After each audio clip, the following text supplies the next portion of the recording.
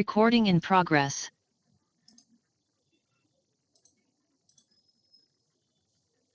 Yes మా ఈ particular topic ఏంటి ఈరోజు? ఇన్ఫ్లేషన్ కదా. ఈ టాపిక్ 4లో ఇన్ఫ్లేషన్ అండ్ పెండింగ్ టాపిక్స్ ఉన్నాయి ఈ సెక్షన్ ఏ.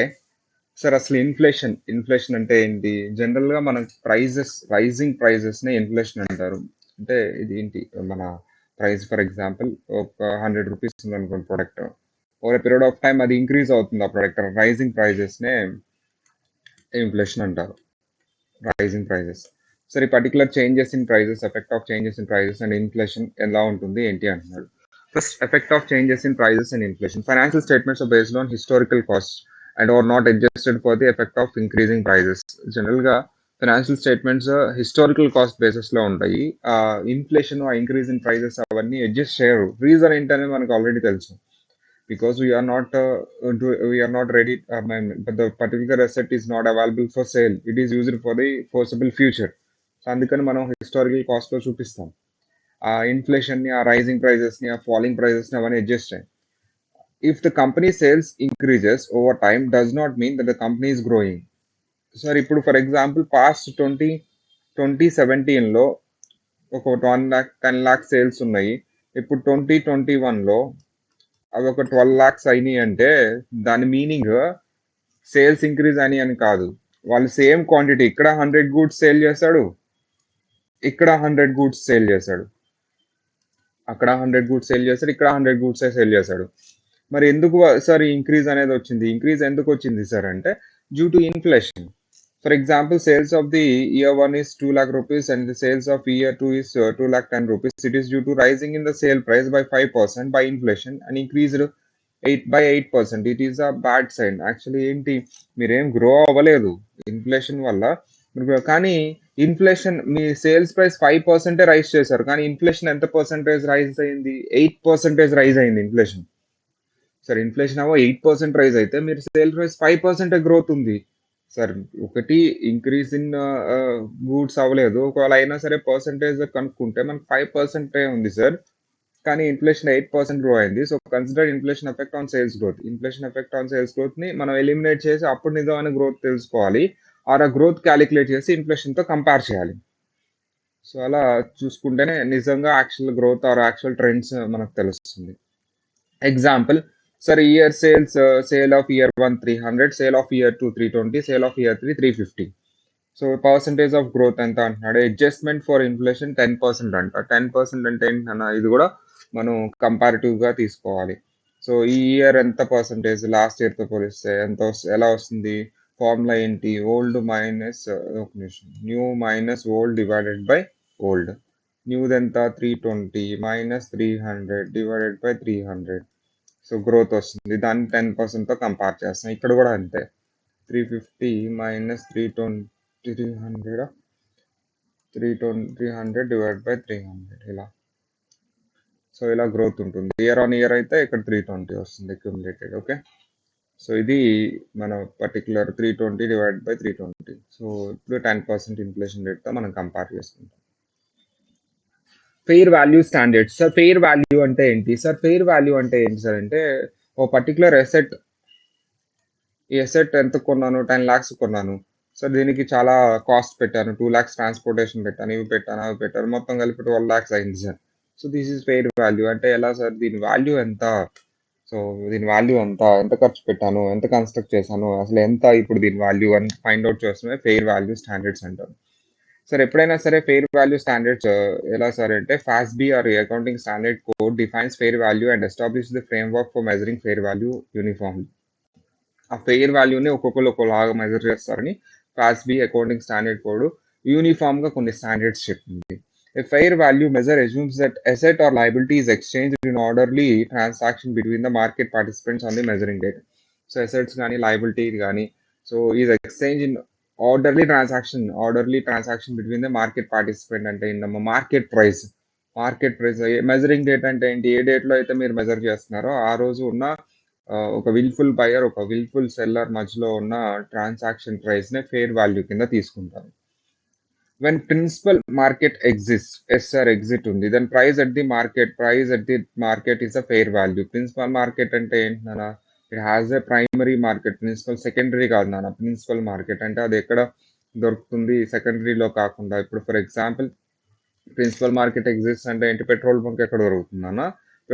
పెట్రోల్ ఎక్కడ దొరుకుతుంది? పెట్రోల్ బంక్ లో దొరుకుతుంది. ఆ సెకండ్స్ లో కూడా అప్పుడప్పుడు ఇక్కడ పెట్రోల్ బంక్ లేని చోట్ల వాళ్ళు పెడుతూ ఉంటారు లూజ్ పెట్రోల్ అని చెప్పేసి. అక్కడ ఎంత ఉంటుంది? సో ఎక్కువ ఉంటుంది కొద్దిగా, మీకు లీటర్ రేట్ కంటే ఎక్కువ రేట్ ఉంటుంది. సెకండ్స్ మార్కెట్ అంటారు దాన్ని. సో అంటే ఇంకెక్కువ. కానీ ప్రైమరీ ప్రిన్సిపల్ మార్కెట్ అంటే ఏంటి? పెట్రోల్ బంక్ లో రేట్ ఎంత, ఆల్ ఓవర్ ఇండియా రేట్ ఎంత, దాన్ని బట్టి మనం వాల్యూ చేస్తాం. అంతేగాని అది ఎక్కడ దొరుకుతాయి ఇక్కడ అంతా అని కాదు కదా. Place at the most advantageous market is a fair market value if there are no multiple market for the asset or liability. Multiple markets ఉన్నాయి సార్, అది ప్రిన్సిపల్ మార్కెట్ కాకుండా డిఫరెంట్ మార్కెట్స్ లో డిఫరెంట్ ప్రైజెస్ ఉన్నాయి. So price most advantages ఏదైతే ఉంటుందో దాన్నే fair value కింద తీసుకుంటారు. Okay, fair value measure assumes that the highest and the best use of asset by market participant. Fair value measure అనేది ఏంటి? highest and best use of asset by the market participant. Willful buyer, willful seller, and వాళ్ళకి best use ఏదైతే, the highest and the best use refers to the use of the asset or the maximum value of the asset. Maximum value of the asset use చేసుకున్న వాళ్ళు ఎంత price pay చేయగలరు, దాన్ని నేను fair value కింద తీసుకుంటాను. Best use is determine the use of the asset or participant, even intended use is different. So ఏంటమ్మా, but best use is determined based on the use of the asset by the market participant, even if the intended use is different. Intended use is different అంటే ఏంటి sir అంటే దాన్ని maximum use చేస్తే చాలు. So అంటే ఏంటి? దాన్ని ఎందుకు నేను తయారు చేశాను దానికోసం కాకుండా వేరే దానికి యూజ్ చేస్తాడు. For example, if I actually prepare this laptop for the PC ఎందుకు ప్రిపేర్ చేస్తాను నేను? Personal computer. సో దాని ఫైల్స్ బ్రౌజ్ చేసుకోవడానికి వీటికి యూజ్ చేస్తాను. But he's using for the video playing games వాటికి వాడుతున్నాడు. సో అలా అని చెప్పేసి మనం దీన్ని ఇంటెండెడ్ యూస్ ఇది కాదు అని అనకూడదు కదా. But he's using for some purpose. So ఏదో ఒక పర్పస్ కోసం యూజ్ చేస్తున్నాడు. సో ఇంటెండెడ్ యూజ్ అనేది డిఫరెంట్ ఉన్నా సరే దాన్ని నేను టేకప్ చేసి దాన్ని ఫెయిర్ వాల్యూ కింద తీసుకుంటాను. ఒక ఇంటెండెడ్ యూజర్ ఎవరైతే ఉన్నారో వాళ్ళు ఎంత పే చేయగలరు దాన్ని బట్టి ఫెయిర్ వాల్యూ డిసైడ్ అవుతుంది. Sir 3 approaches to determine fair value. 3 approaches అంటే ఏంటి? Market approach, income approach, cost approach. First market approach. It uses prices generated by the transaction involving identical and comparable prices. Sir actually market approach అంటే ఏంటి? మార్కెట్లో ఇలాంటి identical product ఎంత price ఉందో దాన్ని బట్టి ఫెయిర్ వాల్యూ డిసైడ్ అవుతాను. Income approach అంటే ఏంటి? It uses valuation technique to convert the future amount of single discounted present value amounts. ఫ్యూచర్లో ఈ అసెట్ యూజ్ చేసి ఎంత ఇన్కమ్ జనరేట్ అవుతుంది వాటన్నిటిని ప్రెసెంట్ వాల్యూ తీసుకొస్తాను, అదొక approach. Cost approach, it is based on the replacement value of the asset. Cost approach అంటే ఏంటన్నా? ఇలాంటి అసెట్ మళ్ళీ కొనడానికి నాకు ఎంత అవుతుంది, రీప్లేస్మెంట్ వాల్యూ అంటారు దాన్ని. సో దాన్ని కాస్ట్ అప్రోచ్ అంటారు. So fair value hierarchy. Fair value hierarchy అంటే first of all to increase the consistency and comparability in fair value measurement. High priority, medium priority, low priority అని ఉంటాయి అన్న. High priority అంటే quoted price in active market. Active మార్కెట్లో ఉన్నదానికి నేను high priority ఇస్తాను. Medium priority దేనికి ఇస్తానంటే ఫెయిర్ వాల్యూ తీసుకోవడానికి. నాకు ఫస్ట్ ఇది అవైలబుల్గా ఉందనుకోండి మార్కెట్లో కోటెడ్ ప్రైస్, అది తీసేసుకుంటాను. Price determined indirectly from the value released asset which have a quoted price in a active market. Price determined indirectly from the value of the related assets. Related assets అంటే ఏంటమ్మా? So ఇలా దీనికి సంబంధించిన similar assets ఎంత అయితే coat price చేస్తున్నాయో మార్కెట్స్లో దాన్ని తీసుకుంటాను. ఫస్ట్ నా పర్టికులర్ ప్రోడక్ట్ మార్కెట్లో ఎంత కోట్ చేస్తుంది, అది అవైలబుల్గా ఉంటే అదే తీసుకుంటా ఫస్ట్. అది లేదు సార్ అన్నప్పుడు సిమిలర్ ప్రొడక్ట్ ఎంత ఉంటుందో అది చూసి అది తీసుకుంటాను. లో ప్రయారిటీ, సో అన్అబ్జర్వబుల్ వాల్యూ, మనం ఏంటి ఇన్పుట్స్ ఏవైనా ఉంటాయి అన్అబ్జర్వబుల్ ఇన్పుట్స్ కానీ ఇలాంటివన్నీ లో ప్రయారిటీ అనమాట. అంటే ఏంటి sir, whatever the cost incurred for that product ఏవన్నీ ఉంటే దాని బేసిస్లో నేను తీసుకుంటాను. Okay, using fair value as opposed to the cost based reporting provides more current information. Actually using fair value అనేది కాస్ట్ బేస్డ్ ఫెయిర్ వాల్యూ పక్కన చూస్తే మీ కాస్ట్ బేస్డ్ అనేది outdated old value, fair value అనేది న్యూగా ఉంటుంది. అది మార్కెట్ ఇన్ఫర్మేషన్ కరెంట్ ఇన్ఫర్మేషన్ కి మ్యాచ్ అవుతుంది. Advantages of using fair value represents the market expectation about future cash flows. So future cash flows ని కరెక్ట్ గా ప్రెజెంట్ చేస్తుంది. Enables to compare with financial statements having some economic characteristics regardless of when they are issued or purchase. జనరల్గా అది ఎప్పుడో పూర్వకాలం ఎప్పుడో 10 years back issue చేస్తుంటాం. అప్పుడు ప్రైజెస్ కాకుండా ఇప్పుడు లేటెస్ట్ సినారియో ఎకనామిక్ క్యారెక్టరిస్టిక్స్ కి మ్యాచ్ అవుతుంది. Disadvantage it include increase volatility in the value of assets. Sir fair వాల్యూలో మీరు ప్రజెంట్ చేస్తున్నప్పుడు మార్కెట్ వాల్యూ తీసుకుంటున్నప్పుడు అది ఈ రోజు ఒకటి ఉంటుంది, రేపు ఇంకొకటి ఉంటుంది, నెక్స్ట్ ఇయర్ ఇంకోటి ఉంటుంది. దీనివల్ల వోల్టిలిటీ అంతా మీ ఫైనాన్షియల్ స్టేట్మెంట్స్లో ఉంటుంది. ఎక్కువ అంటారు, తక్కువ అంటారు, లాస్ట్ ఇయర్ ఇంత అంటారు, ఈ ఇయర్ ఇంత అంటారు. ఒక స్టాండర్డ్ ఫిగర్ అంటూ ఉండదు. Uncertainty in the estimate taken. Estimates ఏమైనా తీసుకుంటే మీరు ఫెయిర్ వాల్యూ ప్రజెంట్ చేసినప్పుడు ఎంత ఉండొచ్చు, ఎంత ఉంటుందని. దెన్ ఆబ్వియస్లీ మీరు క్యాష్ ఫ్లోస్ ప్రజెంట్ వాల్యూ తీసుకొచ్చినప్పుడు ఆ ఫ్యూచర్ క్యాష్ ఫ్లోస్ మీరు కలగన్నారా ముందే వస్తాయని. నో, అది ఎస్టిమేట్ చేస్తారా, మరి రాంగ్ అవ్వచ్చు కదా అవి. Uncertainty. IFRS 13, FAS 157 are the very similar limited expectations. Actually ఇవన్నీ మనం సిపిఐలో చదువుకుంటామా, జస్ట్ ఇది ఒక స్టాండర్డ్, ఇవి డీల్ చేస్తున్నాయి అని తెలిస్తే సరిపోతుంది. Accounting for foreign currency transactions and financial statements. Foreign currency transactions, financial స్టేట్మెంట్స్లో ఎలా అకౌంటిఫై చేస్తారు? చాలా సింపుల్ సార్, ఏం లేదు. ఎప్పుడు వస్తుంది multiple accounting challenges with respect to foreign currency. ఏంటంట? Accounting for sales made abroad and in domestic in foreign currency. అబ్రాడ్లో కానీ ఏదైనా సేల్స్ చేశారు సో డొమెస్టిక్ కరెన్సీలో, కానీ foreign sales in foreign currency, purchase in foreign currency, assets in foreign currency, liabilities in foreign currency, for accounts for foreign subsidiaries and must be consolidated, subsidiary in foreign currency, accounting for intercorporate transactions in foreign currency, held foreign currency to mitigate. అసలు held foreign currency ఉంటుంది. ఏంటమ్మా మళ్ళీ ఏ situations లో ఈ foreign currency accounting వస్తుంది? Sales done in foreign currency, purchased made in foreign currency, assets held or purchased in foreign currency, liabilities to be discharged in foreign currency, or subsidiary. We have a subsidiary, that subsidiary is doing a foreign currency లో ఉంది చేస్తుంది. Accounting for inter corporate transaction, that inter corporate transaction ఏదైతే ఉందో సబ్సిడీతో కానీ ఏదో కంపెనీతో foreign కరెన్సీలో జరిగింది. సో ఏదైనా సరే ఫారెన్ కరెన్సీ ఎఫ్సి అంటే ఫారెన్ కరెన్సీ ఇన్వాల్వ్ అయి ఉంది, then we should make accounting in foreign currency చేయాల్సిందే. ఎలా చేస్తారు ఏంటి sir? Actually if you seen this McDonald's చూసినట్లయితే they have operations in different countries. అన్ని కంట్రీస్ లో ఒకే కరెన్సీ ఉండదు కదా. If you take India it's rupees, if you take Chinese dollars ఉంటుంది, if you take Japan yens ఉంటుంది. ఇలా different countries. If you take Australian dollars ఉంటుంది. If you take different countries they have different currencies. మరి వాళ్ళంతా home ఏవైతే ఉందో main company, main ఏదైతే head office ఉందో, they have to convert all this currencies in to the home country currency. So అది ఎలా చేయాలి ఏంటి? సో మనం ఇప్పుడు చదువుకుంటుంది యూఎస్ కోర్స్ కాబట్టి మన హోమ్ కరెన్సీ ఏంటి? USD. Sir conversion of foreign currency into domestic currency. Direct quote అంటూ ఉంటుంది, ఇండైరెక్ట్ కోట్ ఉంటుంది. ఇప్పుడు ఇండియా పాయింట్ ఆఫ్ వ్యూలో చూద్దాం, ఇండియన్ పాయింట్ ఆఫ్ వ్యూలో చూద్దాం. The number of units of the domestic currency that can be converted into 1 unit of foreign currency. ఒక unit of foreign కరెన్సీకి ఎన్ని యూనిట్స్ ఆఫ్ హోమ్ కరెన్సీ వస్తుంది, ఆర్ ఇన్ని units of home కరెన్సీకి ఎన్ని units of foreign currency వస్తుంది. అంటే unit foreign కరెన్సీని యూనిట్లో చెప్పేదే డైరెక్ట్ కోట్ అమ్మ. $1 is equal to 175 rupees. $1 is equal to 75 rupees అంటే ఫారెన్ కరెన్సీని యూనిట్లో చెప్తుంది. అదే రివర్స్ అయితే హోమ్ కరెన్సీని యూనిట్స్లో చెప్తే దాన్నే ఇండైరెక్ట్ కోట్ అంటారు. ఫారెన్ కరెన్సీని యూనిట్స్లో చెప్తే దాన్ని డైరెక్ట్ కోట్ అంటారు. హోమ్ కరెన్సీని యూనిట్స్లో చెప్తే దాన్నే ఇండైరెక్ట్ కోట్ అంటారు. అంటే ₹1 ఈక్వల్ టు $0.01333. ఎంత క్వైట్ రెసిప్రోకల్ అమ్మా. It's quite reciprocal. 1/75. ఫారిన్ కరెన్సీని యూనిట్స్లో చెప్తే డైరెక్ట్ కోట్, ఇండియన్ కరెన్సీని హోమ్ కరెన్సీని యూనిట్స్లో చెప్తే indirect quote. So €1 is equal to $1.21. ఏంటి $1 is equal to euro. So euro 0.76 అంటే ఏంటి నాన్న? $1 ఈజ్ ఈక్వల్ టు INR. ఇవన్నీ ఏంటి? సో జనరల్గా డాలర్ యూనిట్స్లో చెప్పారు. మన యూఎస్ సిటిజన్ కదా, మన యూఎస్ సిటిజన్ అయితే డాలర్ యూఎస్లో చెప్పారు అంటే ఏంటి మీనింగ్? ఇవన్నీ మనకి ఏమవుతాయి నాన్న? ఇండైరెక్ట్ కోట్ అవుతాయి కదా ఇవన్నీ. మనం యూఎస్ సిటిజన్ కదా. ఫారెన్ కరెన్సీని ఇప్పుడు ఇండియా అనేది వాళ్ళకి ఫారెన్ కరెన్సీని యూనిట్స్లో చెప్పారు ఇక్కడ. ఇది డైరెక్ట్ కోట్ అవుతుంది, ఇది డైరెక్ట్ కోట్ అవుతుంది. చూసారా? ఫారెన్ కరెన్సీని యూనిట్స్లో చెప్తే డైరెక్ట్ కోట్. మన హోమ్ కరెన్సీ ఏంటి? US dollars. డైరెక్ట్ కోట్ అవుతుంది. ఓకేనా? ఫారెన్ కరెన్సీని యూనిట్స్లో చెప్తే డైరెక్ట్ కోట్, హోమ్ కరెన్సీని యూనిట్స్లో చెప్తే indirect quote. Exchange rate, it may be fixed by government, but fluctuation based on demand and supply. అసలు డిమాండ్ అండ్ సప్లై బట్టి ఇది ఫ్లక్చువేట్ అవుతుంది. గవర్నమెంట్ ఫిక్స్ చేస్తూ ఉంటుంది కొన్నిసార్లు.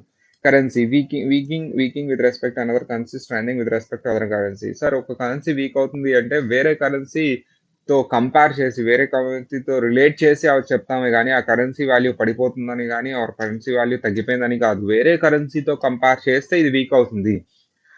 వేరే కరెన్సీతో కంపేర్ చేస్తే స్ట్రాంగ్ అవుతుంది. ఆ డాలర్స్‌తో కంపేర్ చేస్తే అలా. కంపారిజన్ బట్టి అది చెప్తారు. అంతేగాని అది వీక్ అవ్వటం, స్ట్రాంగ్ అవ్వటం ఏం లేదు within the country.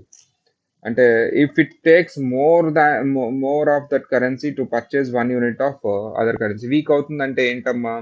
Take more currency to purchase 1 unit of foreign currency. ఒక unit of foreign currency purchase చేయడానికి ఇంకా ఎక్కువ స్పెండ్ చేయాలి.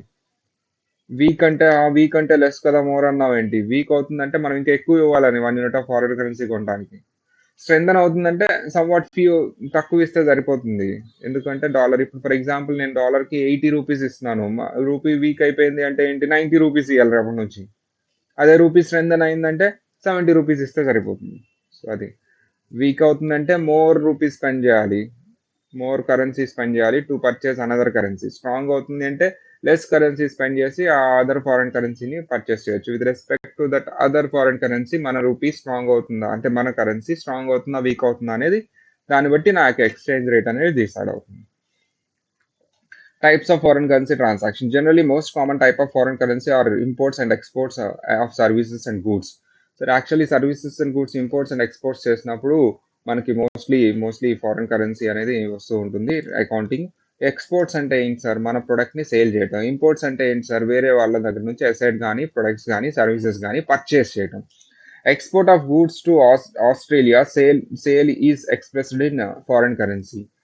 Import of goods from Canada, purchase is expressed in foreign currency. ఆస్ట్రేలియాకి గూడ్స్ ఎక్స్పోర్ట్ చేశాను, sale foreign కరెన్సీలో express చేశారు. ఇక్కడ కెనడా నుంచి గూడ్స్ పర్చేస్ చేశాను, ఎంత ఫారెన్ కరెన్సీలో మనకి పర్చేసెస్ అనేవి ఉన్నాయి. ఇలాంటప్పుడు అకౌంటింగ్ ట్రీట్మెంట్ వస్తుంది, ఫారెన్ కరెన్సీ అకౌంటింగ్ ట్రీట్మెంట్ ఎలా చేయాలి? As per SAC accounting standard code 830, two requirements for foreign currency transaction ఏంటి? at the date of foreign currency transaction as at the balance sheet date. ఏ రోజైతే మీరు transaction enter అయ్యారో ఆ డేట్లో మీరు రాసుకోవాలి కన్వర్ట్ చేసుకొని. అండ్ అది సెటిల్ అయ్యేంత వరకు, ఎవ్రీ బ్యాలెన్స్ షీట్ సెటిల్ అయ్యేంత వరకు, ఎవ్రీ బ్యాలెన్స్ షీట్ డేట్ వస్తే, లేదు విత్ ఇన్ బ్యాలెన్స్ షీట్ డేట్లోనే సెటిల్ అయిపోయింది, no problem. Within balance sheet డేట్లోనే సెటిల్ అయితే no problem. But next year settle అవుతుందంటే మధ్యలో ఒక బ్యాలెన్స్ షీట్ డేట్ ఉంటుంది కదా. అంటే ఏంటి సార్? ఇప్పుడు 1st ఆగస్ట్ 2021 తీసుకున్నారు. సో 31st డిసెంబర్ వరకు సెటిల్ అవ్వలేదు అనుకోండి. సో ఇక్కడ మళ్ళీ ఎప్పుడు సెటిల్ చేశారు సార్ అంటే 31st 30th జనవరి 2022 సెటిల్ చేశారు. సార్ ఈ రోజు ఓకే, బట్ మధ్యలో ఒక బ్యాలెన్స్ షీట్ డేట్ వచ్చింది, ఆ రోజుని కూడా కన్సిడర్ చేయాలి. లేదు within that balance sheet date settle చేశారా, no problem. As on the date of foreign currency transaction, assets, liabilities, revenues, expenses, gains, and losses arising from the transaction shall be measured recorded in the foreign currency using the exchange rate in on the date. ఆ రోజు ఏదైతే exchange rate ఉందో ఆ రేట్తో మీరు measure చేయండి అంటాడు. Obviously balance sheet date. Record balances shall be adjusted to reflect the exchange rate as on balance sheet. As on balance sheet ఏదైతే exchange rate ఉందో అది పాత ఎక్స్చేంజ్ రేట్తో కంపేర్ చేసి లాసా గెయినా క్యాలిక్యులేట్ చేసి ఆ ఎక్స్చేంజ్ లాస్ ఆర్ గెయిన్ ని income statement కి తీసుకువెళ్ళి రిప్రజెంట్ చేయండి సార్, దాన్ని అడ్జస్ట్ చేయండి అంటున్నాడు. ఏం చేయమంటున్నాడు? అడ్జస్ట్ చేయండి, తగ్గిందా పెరిగిందా అని. ఫర్ ఎగ్జాంపుల్ ఇప్పుడు నేను డాలర్స్ లో పే చేయాలి, 79 రూపీస్ పే చేస్తే సరిపోతుంది. బట్ తర్వాత పర్ డాలర్ 82 రూపీస్ అయింది. ఇప్పుడు నాకు లాస్ కదా, ఎక్కువ పే చేయాలి. ఆ లాస్ ని అడ్జస్ట్ చేయండి, అది 82 రూపీస్ కి ఆబ్లిగేషన్ పెంచండి బ్యాలెన్స్ షీట్ రోజు అంటున్నాడు. Okay sir, recorded balance also further adjusted on the payment date. మళ్ళీ ఎప్పుడు పేమెంట్ డేట్ రోడ్ అడ్జస్ట్ చేయాలి కదా ఇఫ్ ఎక్స్చేంజ్. మళ్ళీ ఎక్కడి నుంచి ఎక్కడికి కంపేర్ చేయాలి?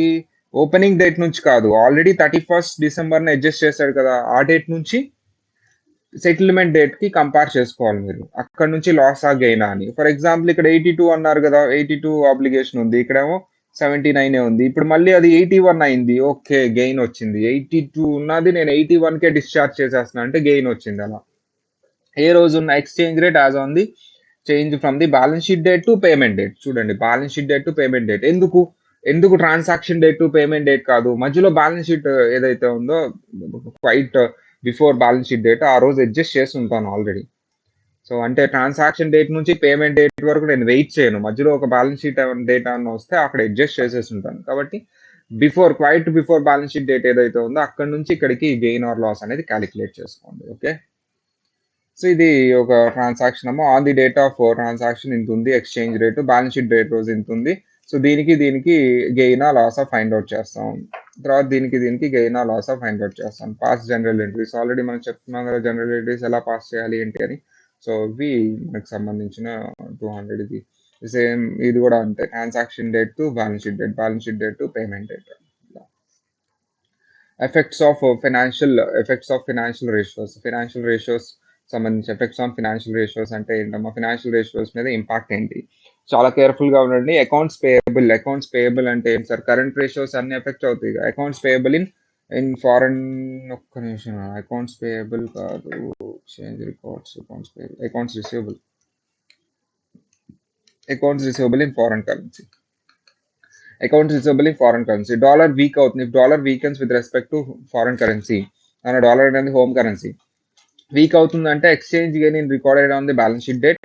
సో డాలర్ వీక్ అవుతుందంటే exchange gain is recorded on balance sheet date. ఎప్పుడు రిసీవబుల్స్ అప్పుడు. ఎందుకు డాలర్ వీక్ అవుతుంది అంటే ఫారెన్ కరెన్సీకి సంబంధించి మనకేంటి, మనం సేల్స్ చేసాము, అకౌంట్స్ రిసీవబుల్ ఉంది, సో ఫారెన్ కరెన్సీ అనేది ఎక్కువ వస్తుంది, రావాల్సి ఉంది కదా. అంటే డాలర్ వీక్ అవుతుందంటే ఫారెన్ కరెన్సీ స్ట్రెంత్ అవుతుంది కదా, మనకి రావాల్సి ఉన్నది స్ట్రాంగ్ గా వస్తుంది అంటే మనకి లాభం కదండి. Exchange gain is recorded. Accounts receivable become larger and effecting short term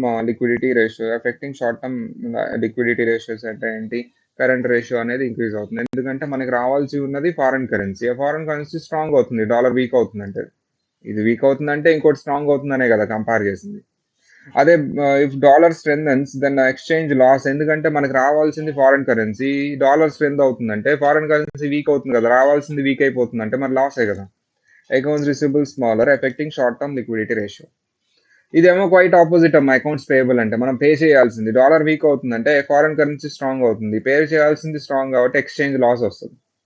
మనం పే చేయాల్సింది ఎక్కువ అయిపోతుంది, స్ట్రెంగ్ అవుతుంది, దెన్ ఎక్స్చేంజ్ లాస్ వస్తుంది. At the same time effecting the short term liquidity ratios.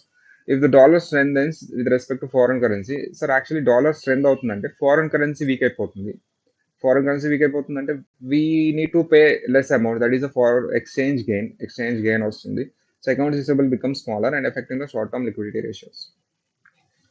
So effecting the short term liquidity ratio, current ratio effect అవుతుంది కదా, accounts receivable change అయినా accounts payable change అయినా. So అది వాడు చెప్పేది last point. Okay, so this is one of the example. Sales in denominated in euros, USD ఇచ్చాడు. Euros was weak అయిందంట. Euros week అయిందంటే సార్ సేల్స్ అంటున్నాడు కాబట్టి యూరోస్ వీక్ అయింది అంటే మన ఇంపాక్ట్ ఏంటన్నా, అకౌంట్స్ రిసీవబుల్ లో మనకు వచ్చేది తగ్గిపోయింది. యూరోస్ వీక్ అయింది అంటే మనకు వచ్చేది తగ్గిపోతుంది కాబట్టి మనకి ఎక్స్చేంజ్ లాస్ వస్తుంది, నెట్ ఇన్కమ్ తగ్గిపోతుంది. Current ratio, sir accounts receivable తగ్గింది అంటే కరెంట్ రిసీవబుల్ కూడా తగ్గిపోతుంది, remaining things are constant. So ఇలా మీరు గెస్ చేసేయాలండి. ఇక్కడ కూడా అంతే, 1,20,000 ఉంది. So purchase reset in London అంటే 1,20,000 పౌండ్స్ అనమాట. సో స్పాట్ రేట్ ఎంత, 0.73. తర్వాత యాజ్ ఆన్ December 31st ఎంత ఇచ్చారు, accounts payable as on the date of purchase. Accounts payable as on the date of purchase అంటే ఇది స్పాట్ రేట్ లో record చేస్తాను. As on the date of balance sheet అంటే ఇదిగో ఈ రేట్ లో రికార్డ్ చేస్తాను. సో ఈ రోడ్లు రికార్డ్ చేస్తాను. అది చూడండి. ఓకే, యూనిఫామ్ ఎంత, యూనిఫామ్ ఇవ్వలేదు నాన్న. పర్ యూనిట్ ఇక్కడ ఇది కూడా డైరెక్ట్ కోట్ లో కన్వర్ట్ చేసుకుంటే 1 పౌండ్ ఈజ్ ఈక్వల్ టు $1.47 అంట.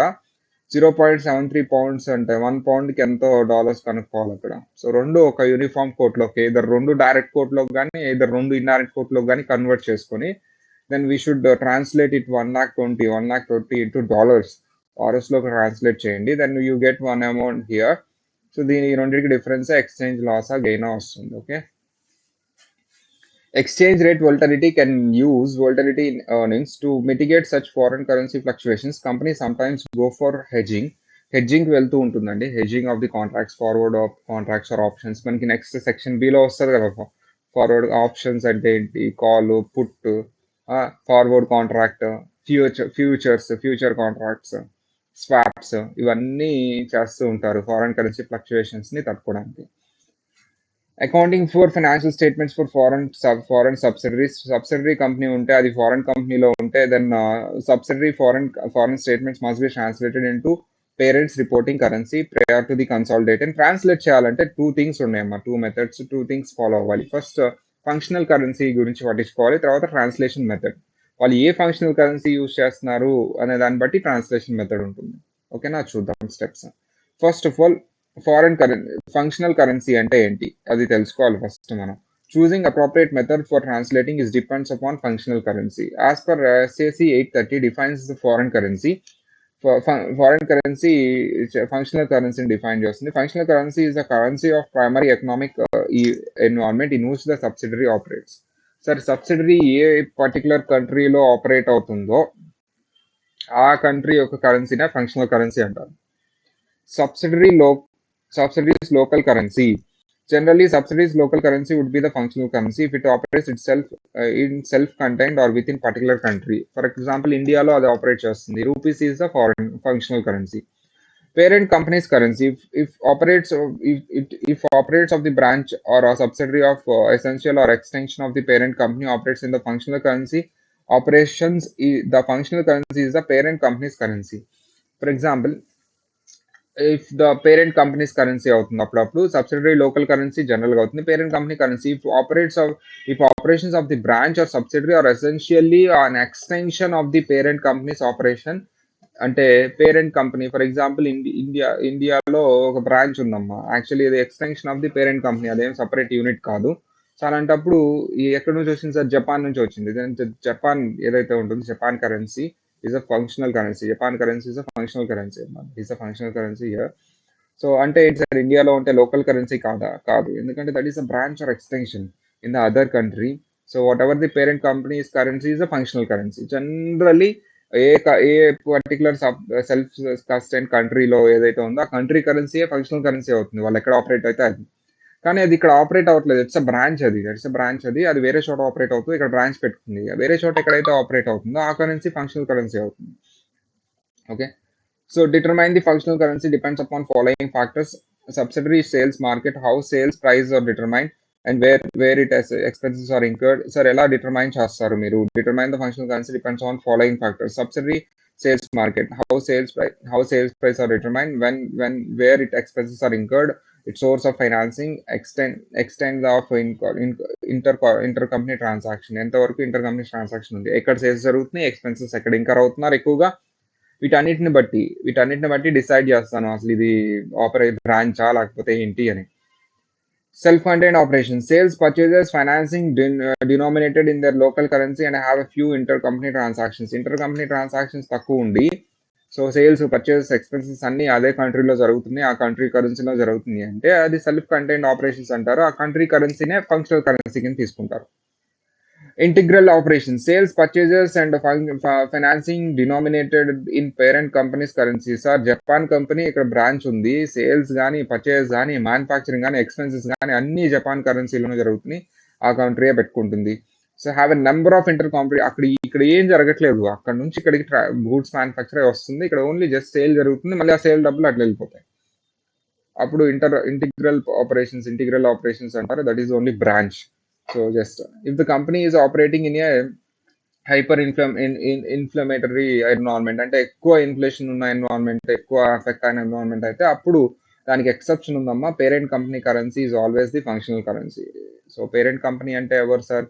పేరెంట్ కంపెనీ అంటే ఇప్పుడు మన యూఎస్ కదా, యూఎస్ డాలర్స్ తీసుకుంటాను. ఎందుకు? For example if you take Indonesia అలాంటివి తీసుకున్నారు అనుకోండి, హైలీ ఇన్ఫ్లేటెడ్ కరెన్సీ ఉంది అనుకుంటున్నారు ఫర్ ఎగ్జాంపుల్. సో అలాంటప్పుడు ఏం చేస్తారు? Even though it is doing sales in Indonesia, even though it is doing purchase in Indonesia, even though it is taking all the transactions in Indonesia, there is a few inter company transactions. Parent నుంచి కంపెనీకి అక్కడికి చాలా తక్కువ transactions, inter company transactions ఉన్నాయి. నిజానికి functional currency అంటే Indonesian currency తీసుకోవాలి, because it is a self contained operations, integral operations కాదు. But I take parent company currency as a functional currency because ఎందుకు? ఇది ఇన్ఫ్లేటరీ ఎన్విరాన్మెంట్ కాబట్టి. సో అలా translation methods. Sir if the subsidiary company currency is not a functional currency, వాళ్ళు functional కరెన్సీలో maintain చేయాలి. ఇప్పుడు ఇండియాలో ఉన్నారమ్మా వాళ్ళు, అన్ని ఇండియాలో జరుగుతున్నాయి, సేల్స్ పర్చేస్ అవన్నీ ఇండియన్ కరెన్సీలో జరుగుతున్నాయి, చైనీస్ కరెన్సీలో జరుగుతున్నాయి. సార్ మీకు తెలుసో లేదో, ఇండియాలో ఉండి కొన్ని చైనీస్ కరెన్సీలో డాలర్స్లో సేల్ చేస్తున్న వాళ్ళు ఉంటారు, బట్ ఇక్కడ ఇండియన్ రూపీస్లోనే జరుగుతున్నాయి. అది even though it is a foreign company, Indian రూపీస్లో సేల్స్ జరుగుతున్నాయి, ఇండియన్ రూపీస్లో పర్చేస్ జరుగుతున్నాయి, ఇవన్నీ జరుగుతున్నాయి. కానీ వాళ్ళు it is recorded in the other currency like local currency ఏదైనా ఉంటే. Subsidiary company is not a functional currency అంటే ఏంటి? Subsidiary currency is not a functional currency అంటే మనం టెంపోరల్ మెథడ్ యూస్ చేస్తాం. If the subsidiary currency is a functional currency వాళ్ళు follow అయితే current rate method use చేస్తాం. బట్ టెంపోరల్ మెథడ్ తర్వాత current rate method obviously వస్తుంది. First remeasure them into the functional currency using temporal method and then translate into parent company currency using current method. Temporal method ఎందుకు use చేస్తాడు sir అంటే, sir వాటిని మళ్ళీ functional కరెన్సీలో measure చేసి ఆ functional currency నుంచి మనం హోమ్ కరెన్సీలోకి పేరెంట్ కంపెనీ కరెన్సీలోకి కన్వర్ట్ చేస్తాం. సో టెంపోరల్ మెథడ్ ఎలా యూజ్ చేస్తారు? First so translate the foreign currency into reporting currency ఎలా? Modify the foreign currency financial statements to conform with US GAAP the conform అయ్యేదాకా modify చేయండి. Remeasure the trial balance into functional కరెన్సీకి remeasure చేయండి. The step is needed only when the currency used to maintain the financial records is a non-financial. Sir, functional currency follow అవ్వకపోతేనే ఈ step follow అవ్వండి. Follow అయితే ఇంకా అవసరం లేదు ఈ step. Temporal method. Translate the financials from the functional currency into reporting currency. Functional currency నుంచి ఇప్పుడు reporting currency అంటే ఏంటి? డాలర్స్లోకి ట్రాన్స్లేట్ చేయండి. This is step number 3. Temporal method historical rate method. Temporal method నే హిస్టారికల్ రేట్ మెథడ్ అంటాము. So ఏం చాలా important అమ్మా చూడండి. Non monetary balances and expenses associated with them should be translated at historical exchange rate. అంటే మీరు ఎప్పుడైతే కొంటారో item, ఎప్పుడైతే రికార్డ్ చేస్తారో ఆ రేట్తో యూజ్ చేసి మనం నాన్ మానిటరీ బ్యాలెన్సెస్ కానీ అండ్ ఎక్స్పెన్సెస్ నాన్ మానిటరీ అన్నీ అలా చేస్తాం. Whereas non-monetary items other than cash claims to cash and such obligations include PPE, property, plant and equipment, intangible assets, deferred income, deferred charges, common stock, preferred stock, inventory, prepaid expense, marketable securities, revenues, ఇవన్నీ వస్తాయి అనమాట. Non monetary items అంటే ఏమేమి వస్తాయమ్మా? Property, plant and equipment, intangible assets, deferred income, deferred charges, common stock, preferred stock, inventory, prepaid expense, marketable securities, revenues and expenses, ఇవన్నీ non monetary items అంటారు. అంటే other than cash, claims to cash and cash obligations, ఇవి తప్పితే మిగతా అన్ని రాశాడు. అది monetary assets and liabilities and other assets and liabilities measured at the current exchange rate. Current values are translated at the balance sheet date. On the balance sheet date ఏదైతే ఉందో current values. Sir non monetary items అన్ని historical rate, monetary items అన్ని current rate. Income statement items other than those just mentioned. Sir other than those just mentioned ఏవైతే నేను ఇక్కడ mention చేస్తాను అవి కాకుండా. అంటే ఏంటమ్మా? So revenues and expenses related to non monetary items, అవి కాకుండా. నాన్ మానిటరీ అంటే ఫర్ ఎగ్జాంపుల్ ప్లాంట్ అండ్ మిషనరీకి సంబంధించి డిప్రిషియేషన్ ఉంటుంది కదా, అది కాదు, అది వద్దు. Inventory carried at cost and COGS ఉంటుంది కదా, దానికి సంబంధించినవి కాకుండా. ప్రీపెయిడ్ ఎక్స్పెన్సెస్, మార్కెటబుల్ సెక్యూరిటీకి సంబంధించిన ఎక్స్పెన్సెస్, రెవెన్యూస్ కాకుండా మిగతా ఉంటాయి కదా రెవెన్యూస్ అండ్ ఎక్స్పెన్సెస్, అవన్నీ ఏ రేట్తో అంట? వెయిటెడ్ యావరేజ్ ఎక్స్చేంజ్ రేట్తో మీరు ట్రాన్స్లేట్ చేయండి. Weighted average exchange rate. In temporal method, translation gain or loss are reported in the income statement. Income స్టేట్మెంట్లో రిపోర్ట్ చేస్తాం. ఈ ఎక్స్చేంజ్ రేట్స్ యూజ్ చేసి మనం రికార్డ్ చేసినప్పుడు వచ్చిన ఎక్స్చేంజ్ గెయిన్ ఆర్ లాస్ని మనం ఇన్కమ్ స్టేట్మెంట్లో రిపోర్ట్ చేస్తాం.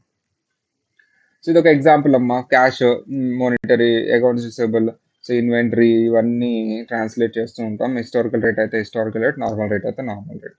సో ఇవన్నీ యాజ్ యూజువల్ మనం ప్రజెంట్ చేస్తూ ఉంటాం. ఇదిగోండి ఈ లిస్ట్లో వచ్చినవి మాత్రమే non monetary. Plant and PPE, intangible assets, deferred charges, common stock, preferred stock, inventory carried, ఇది ప్రీపెయిడ్ ఎక్స్పెన్స్, ఇవన్నీ అనమాట. Okay. Current rate method simple అమ్మా. ఇది all assets and liabilities current exchange rates, all income items weighted average rate. అది క్వశ్చన్లో ఇస్తాడు, weighted average rate, current rate. Transaction gain or loss in the net income shown in the net income but are reported as a component of the other comprehensive income. So translation gain or loss are not shown in the net income. Net income లో చూపించాము, ఇది ఎక్కడ other comprehensive income లో చూపిస్తాము ఎప్పుడు వరకు, until it was settled. So ending return earnings is not translated. Actually ending return earnings అనేది translate చేయము. Beginning translated return earnings plus translated income minus dividend declare, ఇవన్నీ ట్రాన్స్లేట్ అవుతాయి కాబట్టి ఎండింగ్ రిటర్న్ ఎర్నింగ్స్ ట్రాన్స్లేట్ చేయాల్సిన అవసరం లేదు. అక్కడ dash పెట్టేస్తాం because it is already translated amount. Beginning already translate చేస్తాము, నెట్ ఇన్కమ్ దానికి యాడ్ చేస్తే ట్రాన్స్లేట్ చేస్తాము, డివిడెండ్ ప్లేడ్ కూడా ఆల్రెడీ ట్రాన్స్లేట్ చేస్తాం. So this is one of the example current method మీద. So this is current method మీద example అమ్మా. So ఇవన్నీ.